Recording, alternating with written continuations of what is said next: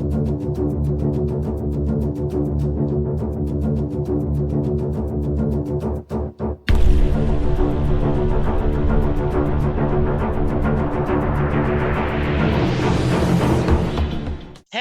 everyone, and welcome to a new episode of Last Best Hope for Conversation, your podcast about Babylon 5. And I am one of your hosts, Shadow Dancing, with Shadow dancing. I'm gonna do that every time now, right? my podcast brother, Lou, Hello, everyone. and the podcast mom, Karen. Hello. Can you tell my age by the Andy Gibbs song that I'm referring to? Yes, I do remember that. And by the way, that's what I thought of too. Is it? We are talking Shadow Dancing, the 21st episode of season 3. Only one more after this, and then we move on to season 4. This originally aired October 21st, 1996. Directed by Kim Friedman. I did not recognize the name, and this is the only Babylon 5 episode she directed. She has done a bunch of other episodes, and written by J. Michael Straczynski. And I think this was a pretty good one. What are your thoughts? Let's go with you, Karen. Yeah, a lot of stuff in it, obviously. And that's always a win for me. And I can't find a huge amount of fault with any of the storylines in this one. Yeah, it was a hit for me. Oh, good. Yeah. How about you, Lou?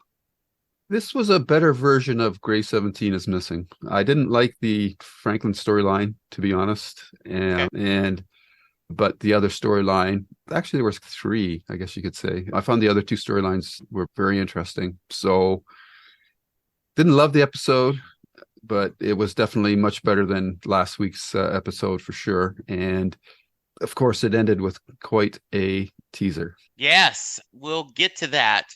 Let's stick with the Franklin storyline. Franklin said he had to walk till he found himself, and he found himself. Lou, continue. What about the storyline did you not care for? Geez, who knew? All you had to do is get stabbed to find yourself. Like that, that was, yeah. And the amount of blood that he was losing, it was just ridiculous. There's just no way he would have been able to get anywhere from there. Those things aside, enjoyed the scenes where he was able to play 2 versions of himself. But the content was all like, yeah, we've known this stuff since, I don't know, halfway through season 1 or whatever, wherever he came up and had a couple of episodes when we realized that this guy was too into himself. So this payoff was a long overdue one. And the other thing I didn't like about it is that, again, we got Garibaldi relegated to a dead end storyline. So from that aspect, I just didn't really care too much for it, but I will say definitely that it was executed much better than the B storyline from Grey 17. And I'm done. Yeah, Karen, your thoughts. I gotta agree. For the first time, Franklin storyline that I'm on board with, I thought it was done pretty well. I liked that he actually was the thankless hero in this instance, saving the other, I guess he was like a black market dealer of some sort who got in a tussle and ended up getting hurt in the process. No one would help him. And the subtext is you got to save yourself. And the fact that he quite literally met himself in this instance, when they had mentioned several times he's got to find himself, that was a no-brainer that he would hallucinate. I agree with Lou, though, that it seemed a little weird that after that serious of an injury that he would be able to pull himself to safety, hand wave. I thought that it was a nice way to tie things up in a bow for him. I also liked the Garibaldi start, and I know he was relegated a bit, but that he featured in this episode thinking that he maybe wasn't the best friend that he could have been. And it puts me in the mind of, say, a sponsor that doesn't pull their weight with an addict, that he maybe should have been that person to lean on. But I don't think Franklin would have gotten his epiphany if it had just been Garibaldi helping him. I enjoyed that storyline for once, a Franklin story that kind of made me feel good about him. I also liked his conversation with Sheridan at the end, where Sheridan offers him his job back and they have a conversation about his epiphanies and things like that. And I thought that storyline was pretty good. I'm with Karen. I really liked this, that a lot of the BS that we have called on Franklin, his inner self called on himself. Yep. So I was happy about that he does always run away. That is a pattern. We had not specifically spoke, but we have talked about how bad he is and how bad he is at his job, like he taking on control.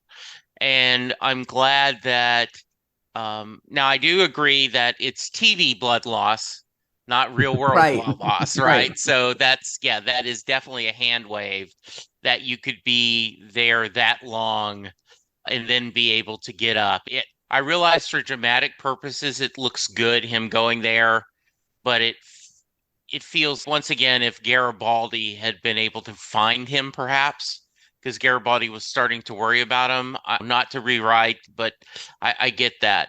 And even at the end, though, I thought when Franklin says, "Who taught you how to do that?" Once again, dude, you do not have the best teaching manner.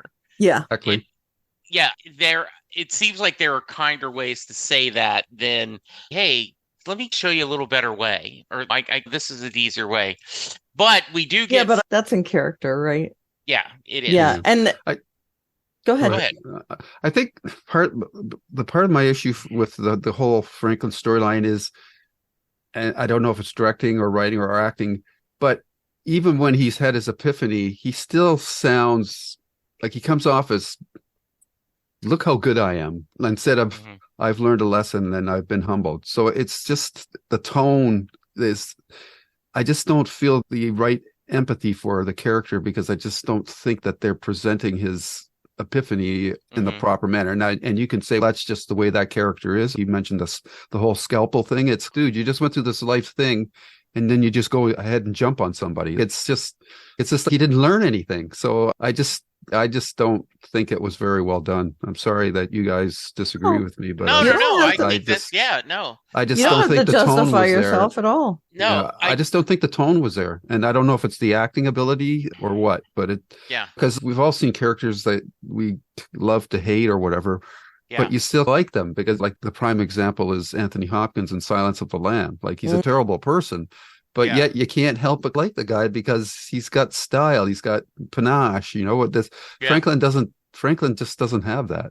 Or Scorpius from Farscape. Scorpius from Farscape. Yeah, he was one of those. Like, delightful. So it's mostly a tone thing for me, I guess, is what I'm trying to say. One of the things you just mentioned, Jesse, is I feel like that the way they treated it was like the show acknowledging that Franklin is a dick. Yeah. So I like that part of it. When he calls himself out, I feel like it's JMS saying, "Yeah, we get it." The other thing I do feel like once he started teaching the doctor or the nurse or the technician, he was kinder and nicer. It's just his approach was that. Yeah, I am curious to see. We have 2 more years of Franklin. Spoilers, he doesn't croak. I'm curious to see if he grows on you. And I have seen Franklin through new eyes, watching it with you too. Bono and Edge joining us every once in a while. That I had not seen. That made me chuckle. Sorry. I had not seen him in that light till I watched it with you guys, and I agree with everything you've said. So I wonder if he gets, because he came from Days of Our Lives, And I always had a soft spot for that actor. And he was one of the first, him and Andreas were two of the first that passed. So anyway, Right. Franklin is back. He is ready to do his job, and he says he's going to try to do it better. So we'll wait and see for that. Next storyline is Delenn and John decide it's time to take it to the shadows. Yeah. And Delenn makes a pitch to the League of Assigned Worlds. We need as many ships as you can get because we're going to attack. He gives Susan and Marcus an assignment that they are the first scout that could lead to danger. And so let's talk about the battle plan first. Then we'll talk about Marcus and Susan's few moments, and then we can actually talk about the battle. So how's that sound? And Sure. Karen, we'll let you start this time. I like how you say take it to the shadows because, you could take that two different ways in this episode, right? Yeah.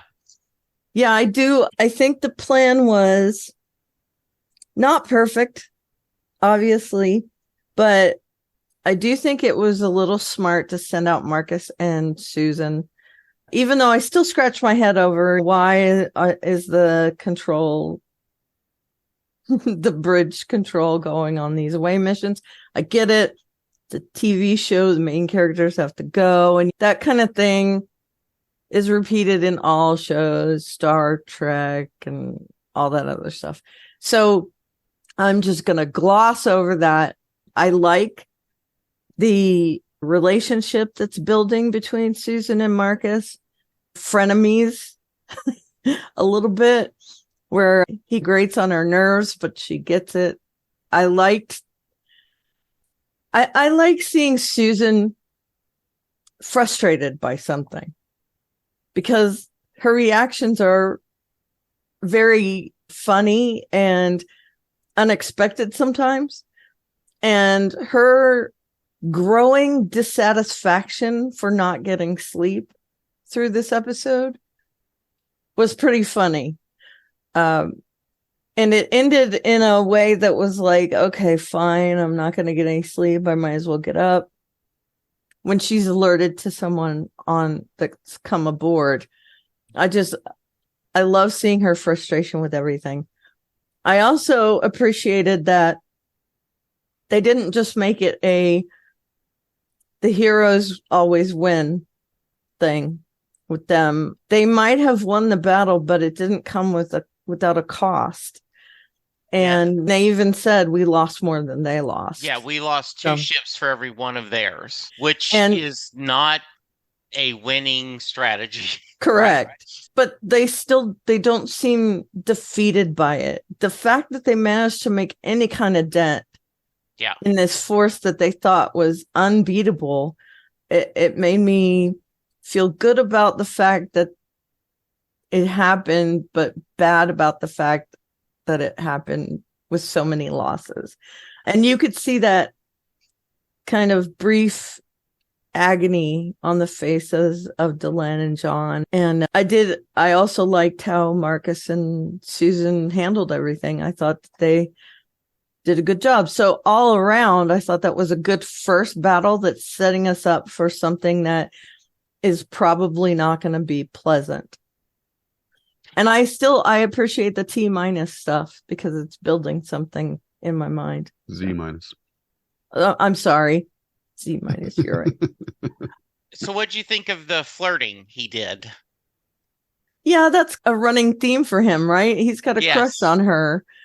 I think it's cute. And I think she thinks it's a little cute, but also really irritating. And again, that's an enemies to lovers trope, which I love. That's like my favorite thing ever. I can't wait for more sandpapery conversations between the two of them. I really appreciate his slight adoration for her and not even knowing that she doesn't like him, which is great. Yeah. Lou. Yeah, there was a couple of Karen was, I think, articulating. I was struggling a little bit with their strategy in terms of like, how did they know when the shadows exactly were going to show up? And I guess it's another TV trope that they just accelerated when that was going to happen, because White Star could have been out there for months. I didn't really understand why the urgency was there. They didn't have any intel as to when the attack was going to happen. They, like, as far as we know, they were just going to keep corralling more refugee ships into the center of that sector. And it would have been nice to see some of these refugee ships just to give us okay, what's at stake here. And so I was struggling with that a little bit. And I was, from a technical perspective, I was impressed with the battle, the amount of ships in that. But it's like you're watching an episode where there's a fight scene and you go, oh, okay, like we're in cruise control until this is over, until something important happens, kind of thing. So I didn't really think too much from an engagement point of view about the actual battle sequences itself. And I did think that the strongest part of that episode was the interplay between Marcus and Susan. So I like the fact that they also brought back the bed thing, because those are weird beds. They are very weird beds. And it was good that she straightened it out. And I thought, oh, that's good. And then, of course, it started to tilt the other way. And I was just thinking off screen, there must be somebody there to catch her or something, because there's just no way she would slide off of that. And then her solution to put all the pillows on the floor was funny too. And of course, just once she just got the solution, then all hell broke loose and she never really got any sleep. Yeah, it was okay. I wish it had been more impactful, but I understand the limitations of TV budget. You can't. I just felt like that was a battle that should have been built up over more time, so that the stakes were more clearly laid out. And I'm also questioning shadow ships. We only saw them fighting the Narn, but their ship seemed pretty indestructible. And I was wondering, how are these ships actually destroying these other ships? Is it just because there's more numbers of them? So that was part of the strategy that I wasn't too clear about, because it always seemed like the shadow ships were pretty high powered compared to the conventional ones from the other races. So yeah, there's lots of things going on in this segment that I didn't quite grok, I guess you could say. So yeah, but it was okay. But like I said, I like the interplay between Marcus and Susan. I thought that was the best part of that whole storyline. Yeah, So, go ahead. It makes me wonder a little bit if, and I don't know this at all, I'm just guessing, if maybe the shadow ships are symbiotic with their crew, almost. Yeah, and that reminds me, Karen, sorry. The other thing is, like, what exactly were the telepaths doing? They didn't seem to have any impact in the battle, weren't they? I was expecting all these shadow ships to turn and flee because they were so scared of telepaths, but I didn't understand what were they doing? Like, they what would have been different if they hadn't have been there? Because they got their asses kicked, so obviously whatever they were doing wasn't much help. But yeah, just a lot of unanswered questions. Correct. Yeah. Assumptions that I had to make because of the detail wasn't there. That's kind of what makes me think that they might be a more of an alive type ship, because maybe the telepaths are interrupting the ability of them to defend themselves or something like that. That's just my feeling. I have no idea whether it's true or not at this point. And to me, it's just, I agree with you. The telepaths didn't look as put out as they did the first time, but there are more than one on the ship. Are they disrupting their defense grid or something? And I got the feeling that maybe the shadows were surprised by the telepaths the first time, and that's why they turned. And when they sent all these shadow ships, they were already expecting it. So that's just what I got from and that's, again, it's me reading stuff into it. Yeah. So I guess maybe, and I know you hate that.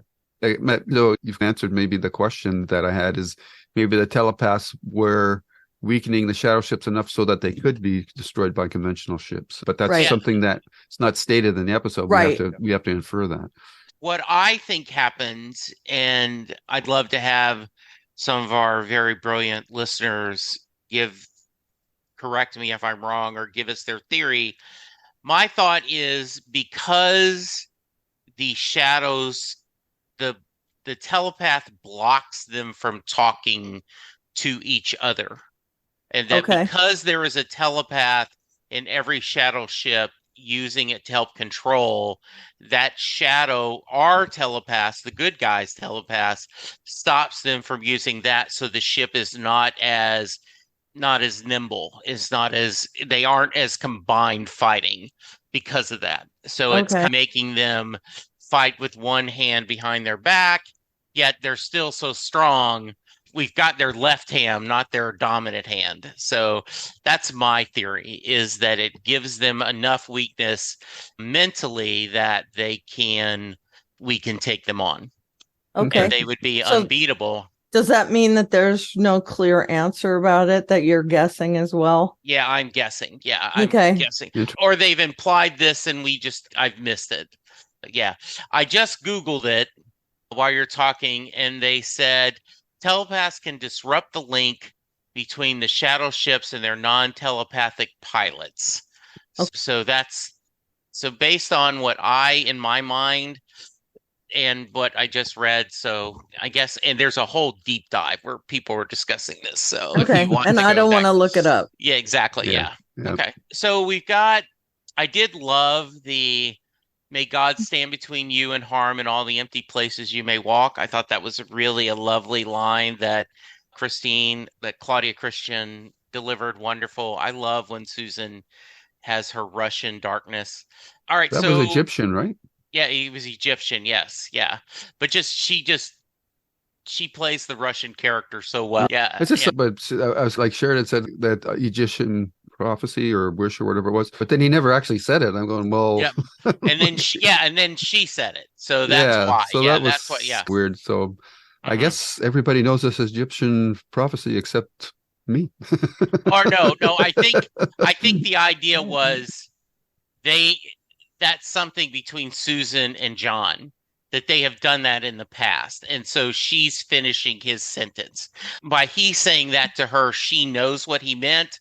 And then Hmm. she's explaining it to Marcus because he didn't know it. So I Okay. think that was a little bit of dramatic. Instead of John saying it, that shows him and Susan are connected. And Okay. I then guess I'm Susan suffering some fancy. post-COVID fog here because I No, no, no, I no, didn't no, no. pick that up at all. Okay. I'm not mentally nimble as Yeah. I think I am. I don't know. All right. We've got one more storyline to talk, but before I get to that, what did you guys think of John sharing his dream and them discussing the meaning? So that how much of that had you guys figured out? How much had you discussed? And do you think it was a good payoff? Because that's one of the things that in shows you'll hear visions and then there a payoff.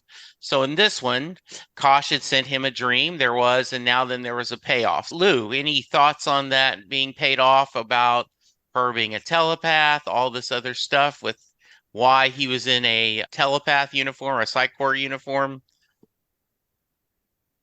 I'd honestly mostly forgotten about the Kosh thing. Okay. So when this came up, I'm going, okay, where's this from? And again, I must have to blame it on post-COVID fog because Yeah. I was trying to figure out, like, when did this happen? And Yeah. when did these particular visions? I don't remember The any of episode the was visions that he saw.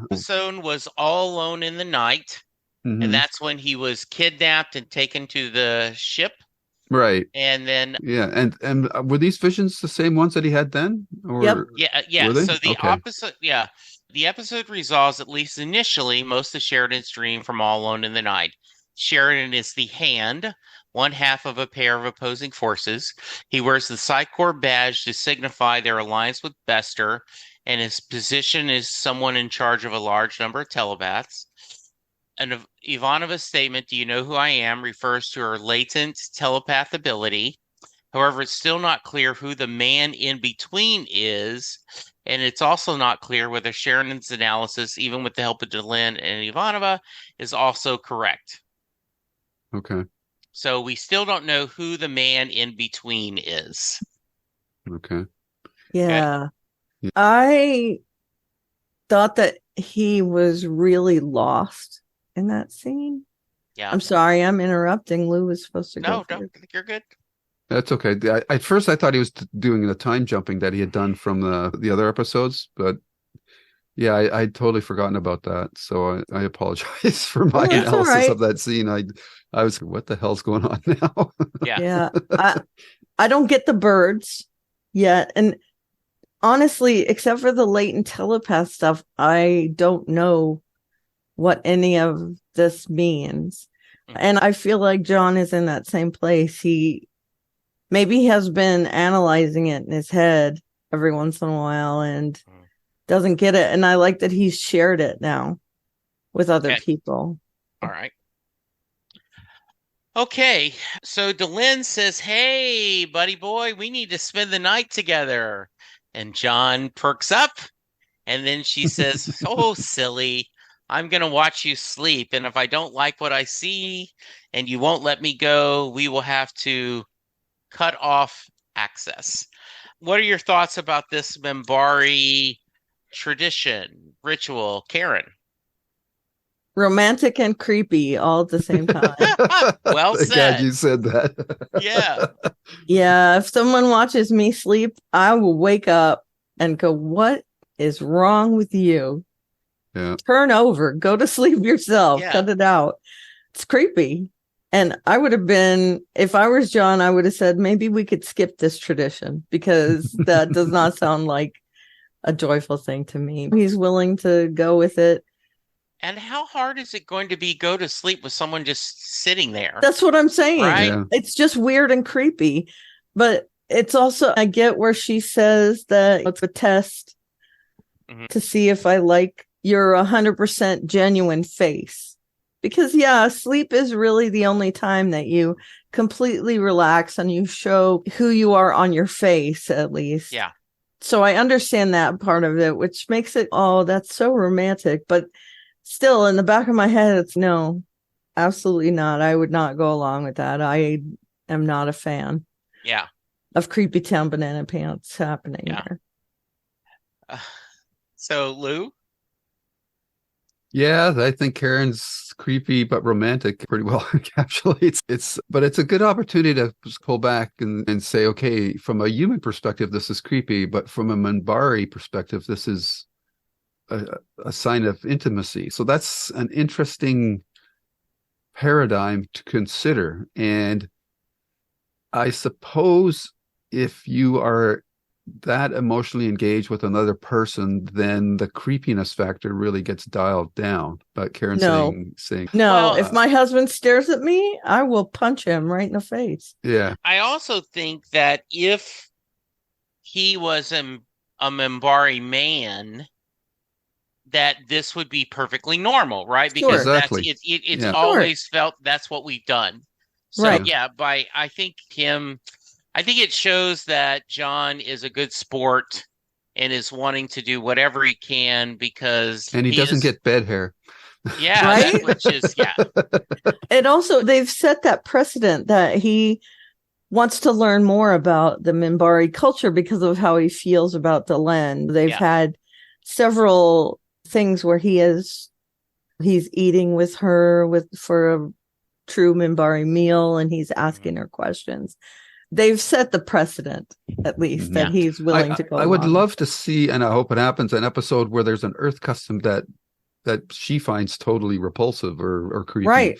Like that. I don't know what it would be, but and that would be shades of that where she doesn't understand things that he said or done. But yeah, I would like to see some kind of courting behavior that she doesn't get. Yeah, exactly. Because they've done it with other things. I think probably the best example was in this episode when he was thinking that, or saying that he wants to, or maybe it was a previous episode where he's saying he wants to think like a shadow. And Delenn looked at him like, that's really crazy or repulsive. So something like that, because so far, everything that's human based, she's found amusing or curious, but she's never really been outright repulsed by anything. That would be good to see. It would Agreed. be, and he's more shocked than I think repulsed. He's okay. I'll go with it. I do know there's at least one human custom they address in the future that she embraces, and she is confused at first, but then embraces it. So we'll see. All right, when we watched the episode where King Arthur came back, Marcus talked about maybe we are the round table, and the episode ended with who is Morgan Le Fay? Oh. We get the return of Anna Sheridan in this episode. His real life wife at the time, Melissa Yes. Gilbert. The behind the scene was they were going to have the actress who had played Anna before, and she was unavailable, and they were discussing what to do, and they came up with, why don't we do this? And Melissa was available. They were, as they said, married at the time, and so she came up and played the part. So it was very interesting seeing Half Pint on Babylon 5. I had asked y'all in the flashback, did you recognize the voice in the dark? Yeah, and I did not. All right, and it was her voice. Okay. Yes. It had already cast her in the role. Okay. Yes. Thoughts, Lou?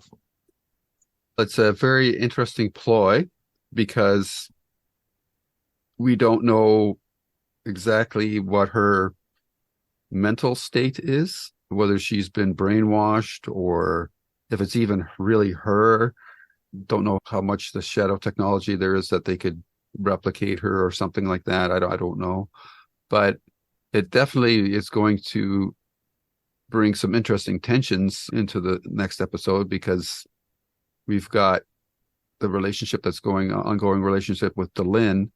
And so now that his wife is back, that is going to be very interesting to see how that plays out. And I'm sure it's really going to throw him off balance. Yeah. Yes. And I definitely got the I know what you've been doing vibe from the way she said his wife. Hello. He's not divorced or anything, and I'm not dead. So what the F are you guys doing? It reminds me, and I don't know if this was something that kind of entered the minds of the writers of Grey's Anatomy at the time, but Addison Montgomery comes to the hotel where Derek and Meredith have been having this relationship, walks in, sees them together, and says, "Hi, I'm Addison Shepherd, Derek's wife." And it's definitely a kind of what have you been doing with my husband thing. And I wasn't sure if that was the point of it. I get the feeling that maybe she's got Delenn on the back foot there. Yeah. We know that she's shocked by this because they think that she's dead. But I wonder if his wife really does assume that he would have been pining away for her or not. So I'm guessing we'll see that. Was I supposed to get that vibe? I think so. By the way, I am so happy you brought up, because I was thinking that same thing, and I'm like, there's no way either one of them watched Grey's Anatomy. So I'm going to do this. I'm going to I watched it hard. Yeah, I gave up a few years ago, but yes. Same. Yeah. And I loved Addison. Me too. I just love that actress, and just, But hello, Patrick Dempsey. Oh. Yeah, I can be. I have no clue what you guys are talking about. Yeah, I can be the love of your life and a horrible witch. Why can't both be true or something? I was trying to look for that quote. Yeah, I think, luckily, in Grey's Anatomy, did they think she was dead or something? Or no, they were divorced. But Meredith had no idea that he had ever had a wife at all. Yeah, her coming into the hospital and saying I'm his wife was really quite a shock. She was his ex-wife. Correct, but she didn't say that. Yeah, she didn't say it that way. Okay, it's that kind of show. I get it. So it's soap opera. It's soapy, definitely. Yeah. Luckily, we only have to wait till whenever we watch the next episode to get your answers. Oh, okay. This gets wrapped up fairly quickly. I think those are all the right questions. Is this really Anna? Mm-hmm. Is it Anna? Is she Anna like Morden? was Mm. Morgan? Is she a plant? Is she an imposter? There's a lot of questions there, definitely. And we saw how the idea of Anna affected him earlier when he wanted to they had to all go, you've got to let Morgan go because it's too early to show our hand against the shadows. Right. It's going to be interesting to see what happens. And right? The title of the next episode, which is the last episode of the season, right? Yeah. Is Zahadun. And it reminds me of when Delenn and John meet in that future scenario where she says, whatever you don't go to Zahadun. And so now there's a whole other implication to this. We know that his wife was there. And Kosh says, if you go to Zahadun, you will die. You will die. Yeah. So that's been imprinted upon him. That's dangerous. His wife has come from there. So now what's going on with that whole thing? Yeah. And so it was debate to get him to go there. Could be, right? Yeah, that's one thought at least, definitely. Yeah. Mm-hmm. And we get the countdown, right? And I wonder... minus 2 days at the end. Yeah, Z minus. So yeah, I said Z this time. Yeah, I wonder what that Z could stand for. Maybe Zahadun. Not too many words. Yeah, maybe Zahadun. Yes, that's all right. Before we get to our ratings, or no, let's go ahead and do ratings, and then I have one thing to ask you guys. Karen. I like this episode. I'm going to give it a solid 8. Broken Snow Globes, part 2. Ooh, nice. All right, Lou. Very good. There's one question before I rate it. Oh yeah, I'm sorry. Is Susan's latent telepath ability, is she just like letting everybody know about that? Because Sheridan's just blurted that out in front of Delenn. Does Delenn know about this? I am so glad you brought that up. It was okay. And Susan seemed okay with it, right? Like, yeah, exactly. Okay. Yeah, which is not in character for her. No, so I assume that they had discussed this before, maybe in the War Council meeting. That was my thought. Yeah, but yes, it was a little, hey, dude, what you doing? Yeah. Yeah, good deal. I'm going to give a provisional rating because I feel like I've missed a lot here. And I'm going to give it a provisional 7 copious amounts of blood, I guess, for now, because I totally forgot about that flashback. And so that kind of colors or makes me a little unsure of my rating, because I think if I would have recognized that moment more, I probably would have liked this episode more. But yeah, there was just too many unanswered questions for me to totally get into it. So that's I've been sick for a week. I might not remember everything. Yeah, sure. Yeah. Mm-hmm. Yeah. No worries. Yeah. 7, again, it's not bad. No. Yeah. I'm going to give this 8.5 out of 10 Voices in the Dark. Okay. Yeah, I like this one. And I think you may serve you well, Lou, and even you, Karen, to watch this one again and then immediately go to the next one. That's odd. Okay. Yeah. I think it's fun that we've spread our scores out over that length where Lou doesn't remember a lot of it. So 7. I am seeing all the references, an 8, and you know what's coming. So you give it an 8.5. Yeah. I love that. It shows where we are. Yeah. What was that episode, Jesse, where he was captured? It is the episode. I'll pull it up real quick here. Let's see. It is. And our listeners are going, yes. This All Alone in the Night. In the dark. Yeah. All Alone in the Night. It was let's see, which. Season 2. Yeah. So. Don't worry, I'll find it. Okay. All Alone in the Dark is season 2, episode. I don't know. It's 1, 2, 3, 4, 5. Yeah, it's about in the middle. It's right after season Gropos. 2, episode 11. Okay. Because I'm gonna rewatch that at least for the vision part, and then rewatch this episode, and I'll come back with an updated score next week. Oh, good. Okay. because That sounds perfect. yeah, I'm playing injured. Yeah. That's good. 211. Just write Yeah. it down. 211. Yeah, I By the got it. way, you mentioned bedhead. For those of you who are, since you guys aren't watching on some video, I am wearing a baseball cap, which means I haven't showered.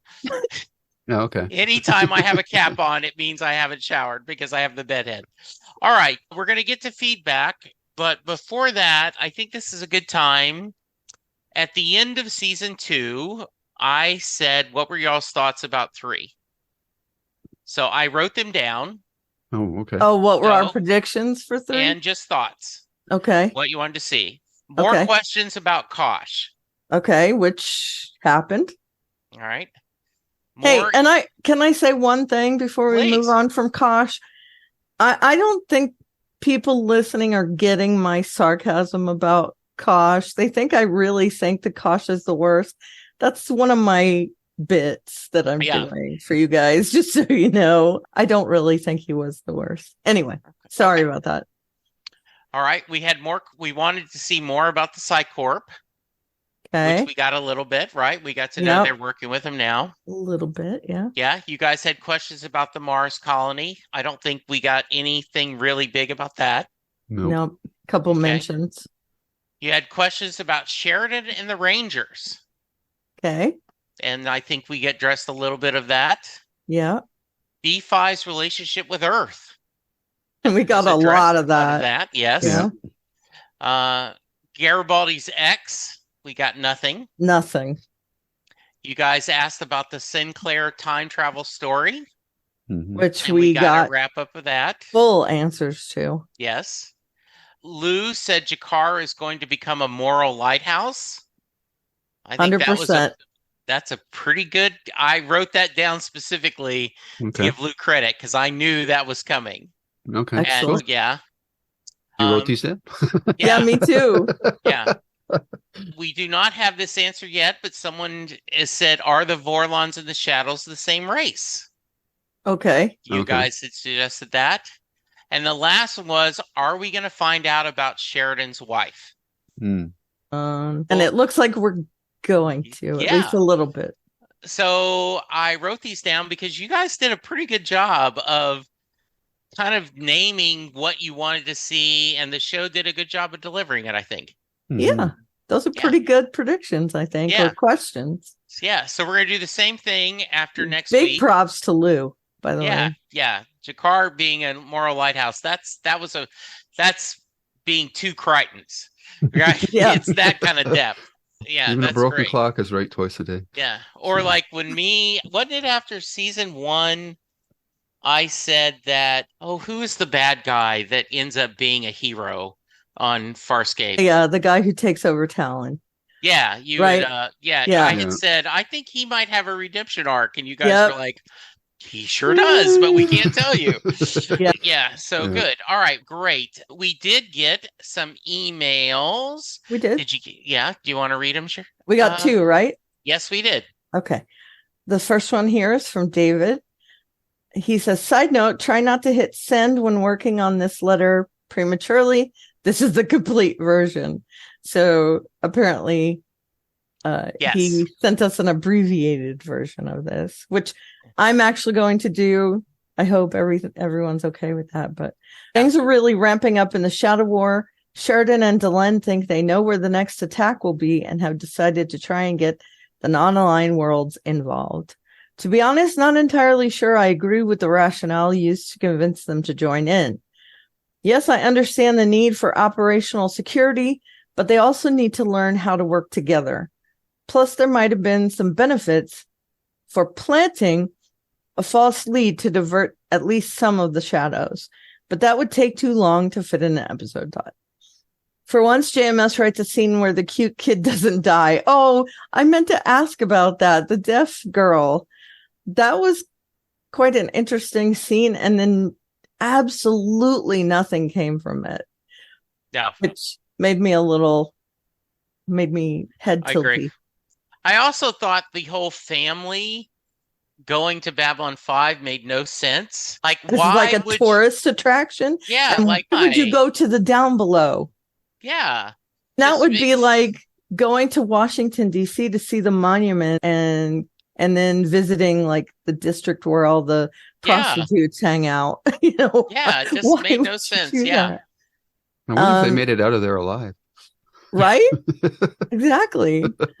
And the mother is definitely like against Babylon 5. She is for President Clark, so why would she be there? But anyway, sorry about that diversion. Yeah, that's a good point. What the hell was the purpose of that? That made no sense whatsoever to me. It didn't make the girl sense. was cute, but sure. Yeah. Was it somebody's cast or crew's? I can't even find out who the girl is. She's not listed on IMDb or anything, so I don't know. I think it was a nice little moment for Franklin to wave at her and everything, but I don't get it at all either. Okay. Sheridan sends his two most trusted people, Susan and Marcus, to scout for the shadows. Marcus is looking well rested and recovered from his almost fatal encounter with Naroon. We do get a fun scene with him and Ivanova, and yes, there's no doubt that he is smitten. Also got the impression he really liked the idea of her and a 4-poster bed, though she didn't seem too impressed with it. Yeah, definitely. Yeah. Question: when is someone going to explain to the Minbari that humans need different designs for their beds? Yeah. Might be good for Marcus's back, but if I tried sleeping like that, I doubt I would be able to move the next day. Correct. Mm-hmm. What will Ivanova say when she finds out what he told her? Yeah. That was funny, too, when he tells her that she's the most beautiful thing that he's ever seen, and then tells her it was something else. Pretty fun. Sheridan and Delenn share a moment before leaving for the fight. He definitely perked up when she mentioned spending the night together, only to be dismayed when she explained the Minbari custom. In fact, he was almost panicked, as was half of the audience, when she said, cut off his access. Oh, and let me say one thing about that. We used to live near Manassas, which I don't know if you guys know. Lorena Bobbitt actually she did her little trick with the knife there in Manassas, and it was a big deal. So that's what I immediately thought of, which is weird. Susan and Marcus make contact with a shadow, hair clip, and basically sorry, that caught me off guard. It is a hair clip. You're right. Those little butterfly hair clips. Oh my God, that's funny. Yeah. And barely survive that fight. They send the heads up to the fleet in hyperspace, who come charging in at the last possible second. Once again, Delenn has held back information about Minbari capabilities. He doesn't know about their command and control until the battle has started. What is up with that? Might be a good idea to know how to use it, don't you think? Battle over. Good point.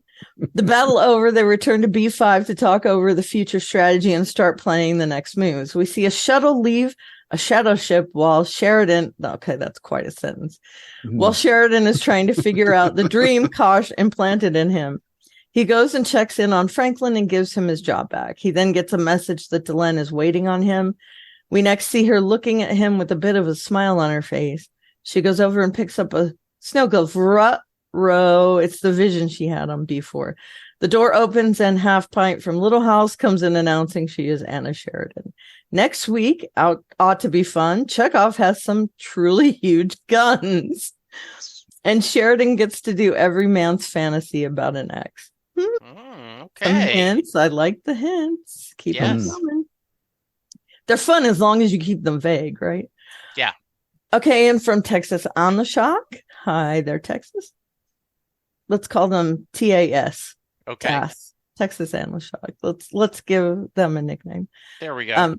We've all had critical things to say about Franklin throughout the series, but he just proves the old adage that your harshest critic is and always will be yourself.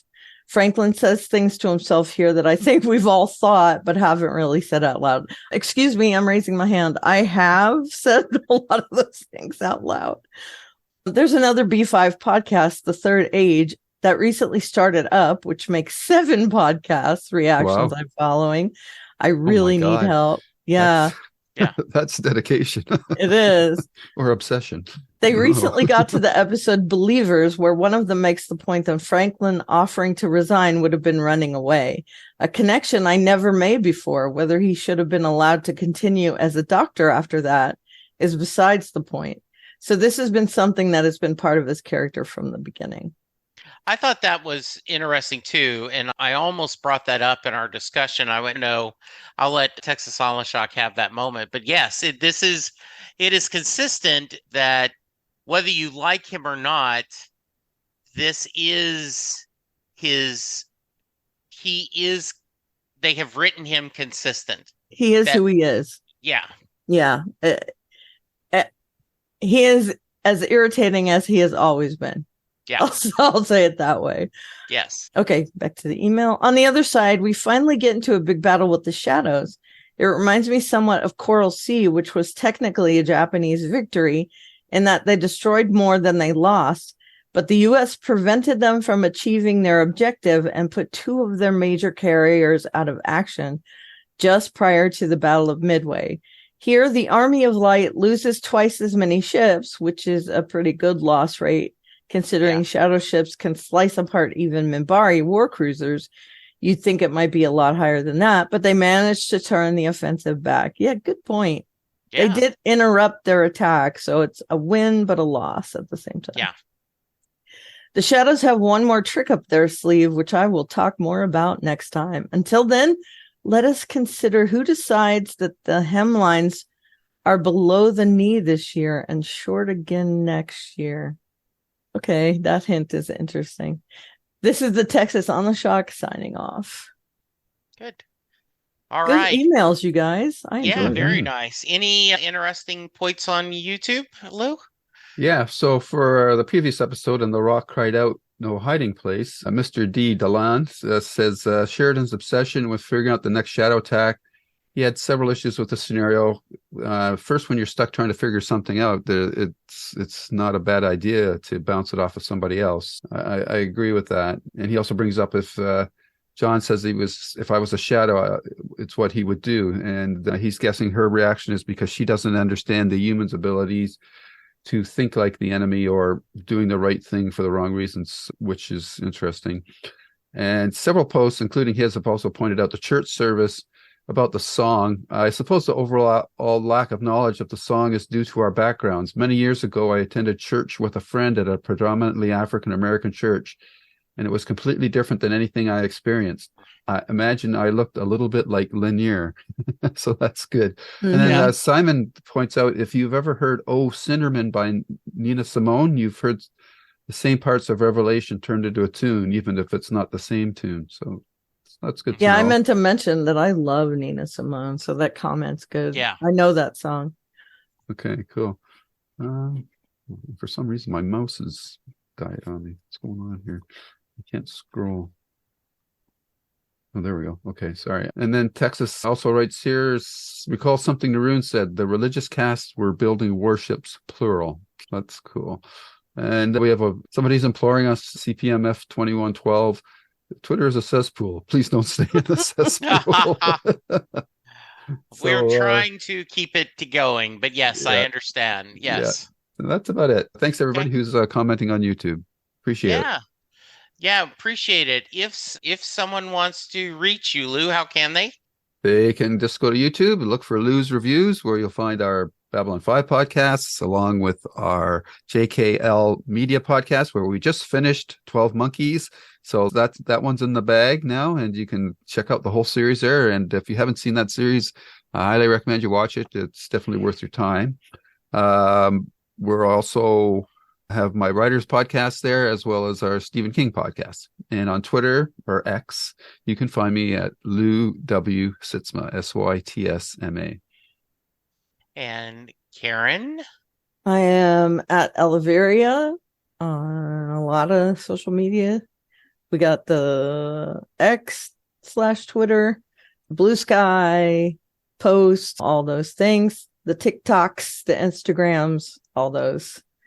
Even YouTube, I am at Oliveria. And there is a Linktree link in my bio on Twitter that leads you to links, and you can go to wherever you want from there. All right. I am at Jesse Jackson DFW on Twitter, aka X. You can please send us an email at jklb5@gmail.com, I believe is the right one. And next week, Zahadoom. Dun Season dun 3 dun. finale. Yeah, season 3 finale. So we're slowly getting through there. Lou, thank you so much for playing injured. Thank you. Karen, as always, thank you. We talked a little bit before we hit record. We all three are very sad about the passing of Matthew Perry as we record this. So we're going to think a good thought for all his fans and friends and family. Much too soon. But for now, we're going to ask everyone to be safe, be kind, and we will talk to you next week. Goodbye. Bye. Bye bye. Scene.